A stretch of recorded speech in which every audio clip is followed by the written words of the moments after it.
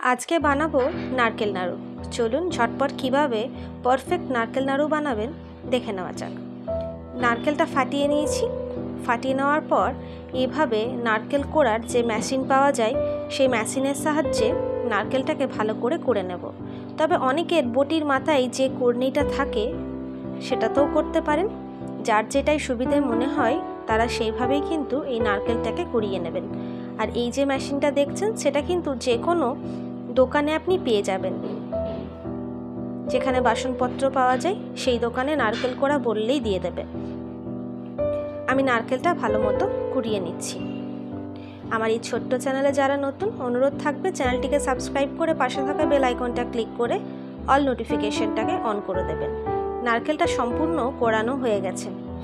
এইভাবে নেড়েচেড়ে নিয়ে দেখবেন নারকেলের খোলার যে সুতোগুলো সেগুলো যদি থাকে বেছে ফেলে দেবেন। এই দেখুন নারকেলটা কতটা পরিষ্কার করে আমি কুড়ে নিয়েছি।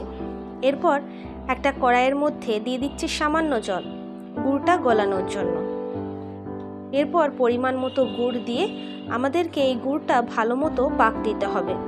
গুড়টা দিয়ে ছেড়ে দেবেন না, যেন আপনাদেরকে নাড়িয়ে যেতে হবে, কারণ তলায় এটা লেগে যেতে পারে, সাইডগুলো পুড়ে যাওয়ার সম্ভাবনা থাকে। গুড় তো গুড় পুড়ে যেতে পারে বেশিরভাগই। পুরো গুড়টাকে গলিয়ে নিচ্ছি। তবে পরের ভিডিওতে কিসের রেসিপি দেখতে চান আমাকে অবশ্যই জানাবেন। আমি সেই রেসিপির ভিডিও নিয়ে যত শীঘ্রই সম্ভব আপনাদের কাছে হাজির হয়ে যাব। আর রেসিপিটা ভালো লাগলে অবশ্যই একটা লাইক, কমেন্ট এবং শেয়ার করতে ভুলবেন না।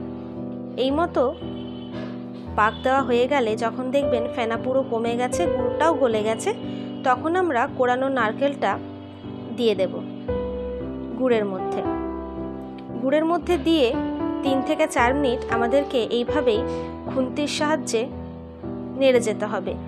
যে অবশিষ্ট গুড়টা থাকবে বা যে জলটা থাকবে সেটা কিন্তু শুকিয়ে আসবে। অনেকে দেখেছি বা অনেকে আপনারা করে থাকেন প্রথমে নারকেলটাকে ভেজে নিয়ে তারপর গুড়টাকে দেন। তাতে কিন্তু তাড়াতাড়ি নষ্ট হবার সম্ভাবনা থাকে, কারণ তাতে নারকেল তেলের গন্ধ চলে আসে। এইভাবে করে রাখবেন, অনেক দিন আপনারা স্টোর করে রাখতে পারবেন। তাতে আপনি ফ্রিজে রাখুন কিংবা বাইরে রাখুন, এটা অনেক দিন থাকবে। আর দুধ দিয়ে করলেও কিন্তু গন্ধ হয়ে যায়। আমাদের নারকেলটা ভালো মতো করা হয়ে গেছে।